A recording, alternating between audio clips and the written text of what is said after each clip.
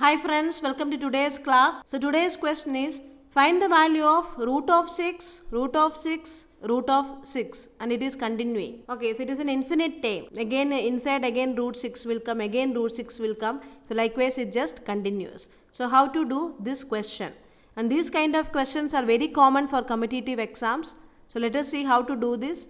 So the first thing is you can equate this expression as a variable. So p is equal to root of 6 into root of 6 into root of 6 and likewise it's going on. So let's square on both sides. So what you will be getting, p square is equal to 6 will come out, the outermost square root will be gone, so it will come out and again the inner terms will continue as such. So what is this equal to? This expression is still equal to p.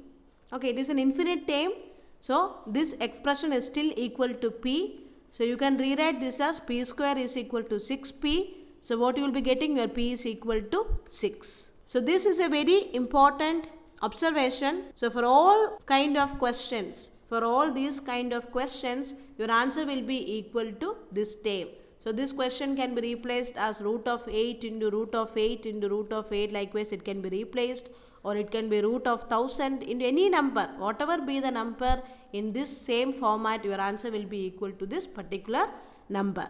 So this is a very important inference. So you can apply it for all kind of questions of this kind.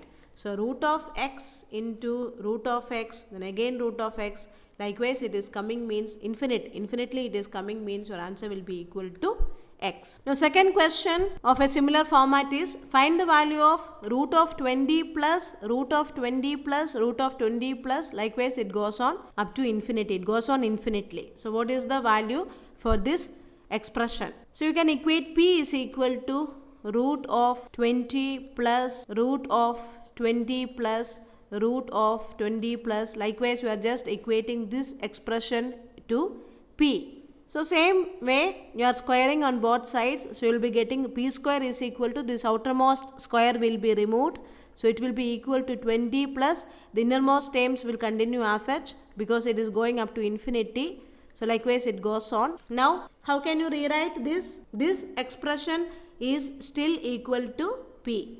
Okay, this expression it goes to infinity. So this is still equal to p. So you can write it as p square is equal to 20 plus p. Now just you have to solve this quadratic equation. P square minus p minus 20 is equal to 0.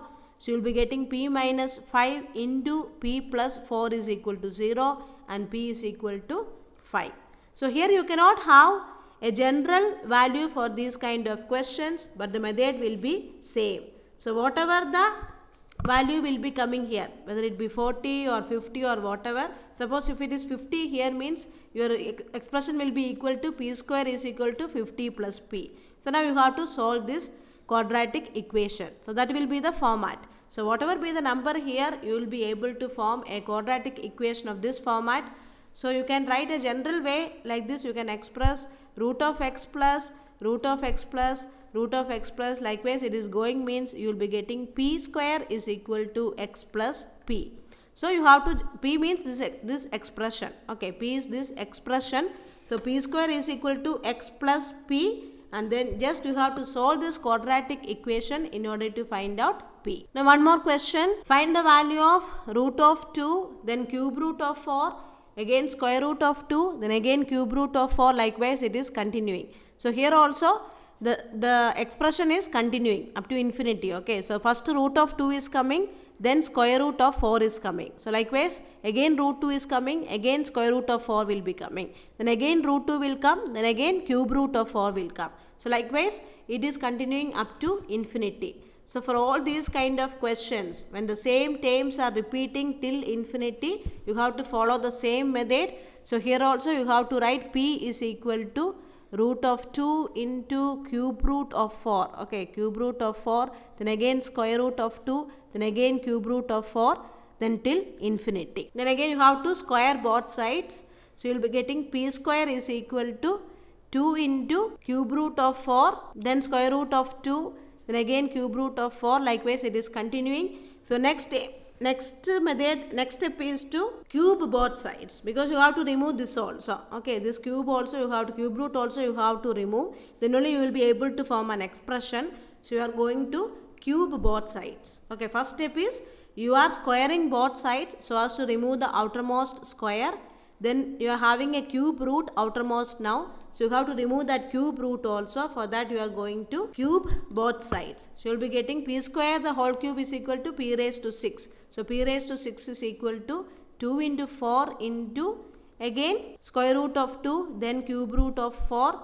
Then again you will be having here square root of 2. Then again inside you will be having cube root of 4. Likewise it is continuing. So what you will be getting? 2 cube. Okay, this 2 also will be cube. Okay, sorry. So 2 cube into 4. Okay.